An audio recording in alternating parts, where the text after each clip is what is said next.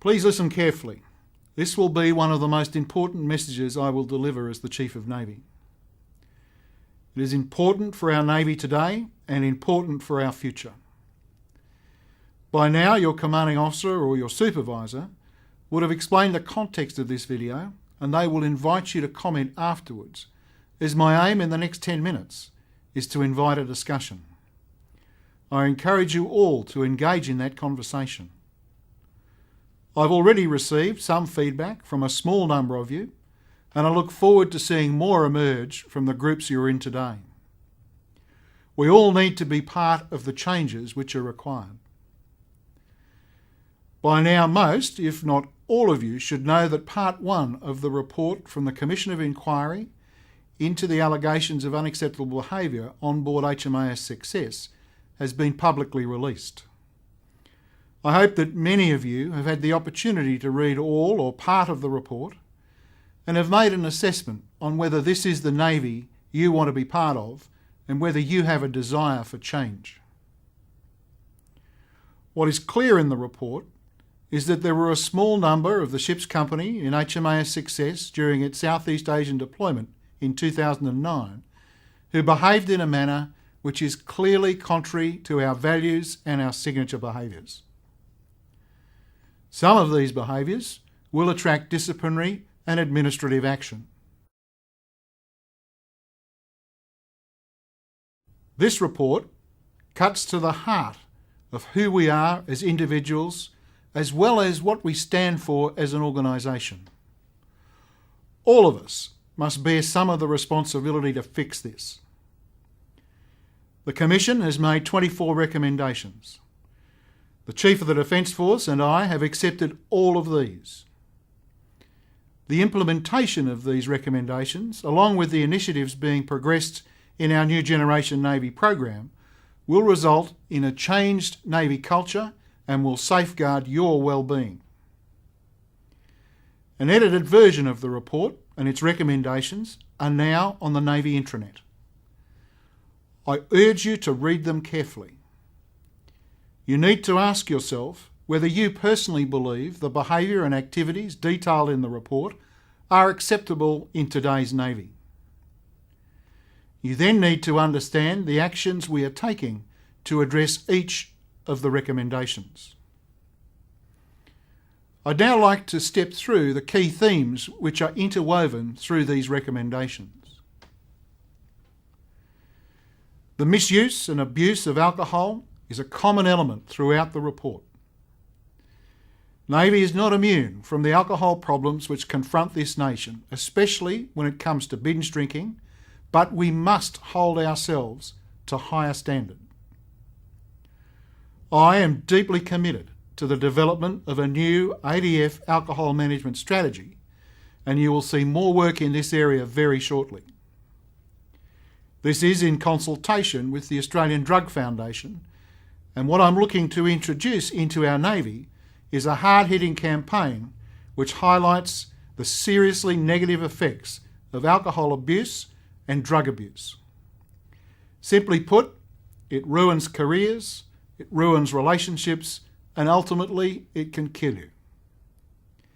Every one of us needs to step up here and address the debilitating effects of alcohol and drug abuse.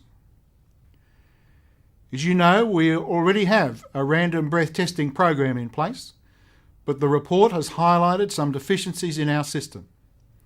These will be addressed. I will be looking to improve our testing procedures in all Royal Australian Navy ships and establishments. If we need to test 100% of our people, then this will be done. It may also mean a complete alcohol ban or restrictions at some ports. This will occur if we do not change our drinking culture at every rank. Inevitably, this report shows us that alcohol-fuelled activity led to inappropriate behaviour. This was especially directed against women. This is totally unacceptable, cannot and will not be tolerated.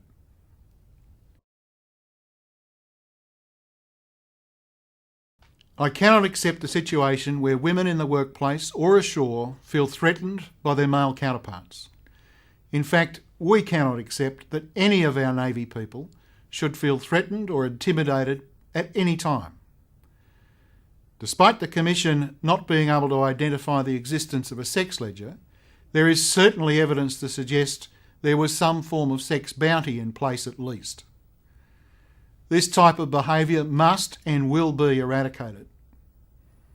The equity and diversity program we have in place is a good policy, and everybody should feel comfortable in using it. We all have a right to the respect of our gender, sexual preference, race or religion, and every one of us deserves a fair go. All of you need to understand that. If you feel you are not getting that respect for any reason, you need to make it known so it can be properly addressed.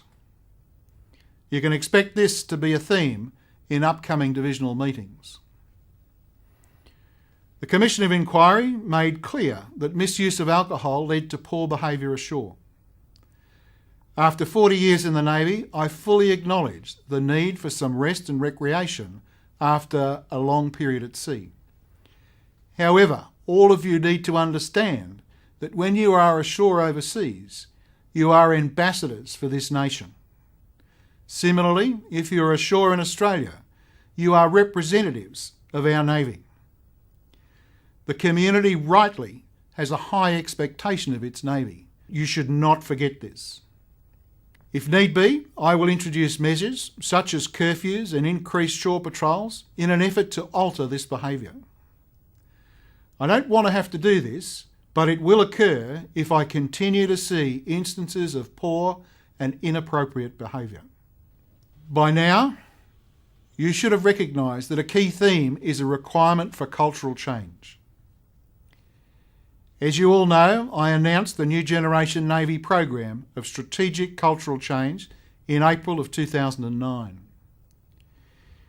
New Generation Navy did not begin as a result of the success allegations, but the Success Commission of Inquiry outcomes gives New Generation Navy a direct and urgent reason for being. NGN is designed to empower every rank to improve Navy's cultural practices. NGN is wider and more ambitious than any other reform initiative that we've had in the past. Two of the three pillars of NGN are cultural change and the further development of leadership and ethics. When we talk of our desired culture, we talk of Navy people living our Navy values through signature behaviours. I really do believe that if people had displayed some of these values and behaviours in HMAS Success in early 2009, I wouldn't have to make this video. You see now why New Generation Navy is so important. 2 years into a 5-year program, we will soon be conducting 2 landmark, wide-ranging surveys. One will include 1,000 of you, chosen from all ranks, to assess how deeply New Generation Navy's signature behaviours have been incorporated into our culture so far. The second will focus on wider cultural change across our Navy. New Generation Navy aims to achieve nothing short of Navy-wide cultural change at every level to improve how we work, how we behave, and how we interact with one another. I'm very conscious that our cultural change will not happen unless we have the leaders to take us through that change. You must understand, when I talk about leadership, I'm not just talking about people in command positions. I'm talking about all of us. This is why the second main pillar of New Generation Navy is the development of leadership and ethics. You should all have noticed that there is more focus in this area as part of the New Generation Navy program. However, the report has highlighted some shortfalls which we will need to address. I'll be looking at where specific leadership behaviours occur within the promotion continuum. We need to make sure that all of you being promoted whether it be to leading seaman or to commander, are fully prepared for your leadership responsibilities. This means giving you the right training at the right time. During those success runs ashore in 2009, had anyone from any rank displayed some courageous leadership and put a stop to a chain of events which has badly harmed our Navy and some of our people, I would not be speaking to you today. You also need to understand that with leadership comes a level of assertiveness. We're known around the world as not being afraid of speaking our mind, letting people know if we think something is wrong. This is assertiveness, and this is the trait I would like you all to concentrate on. It should sound familiar. Fix problems, take action.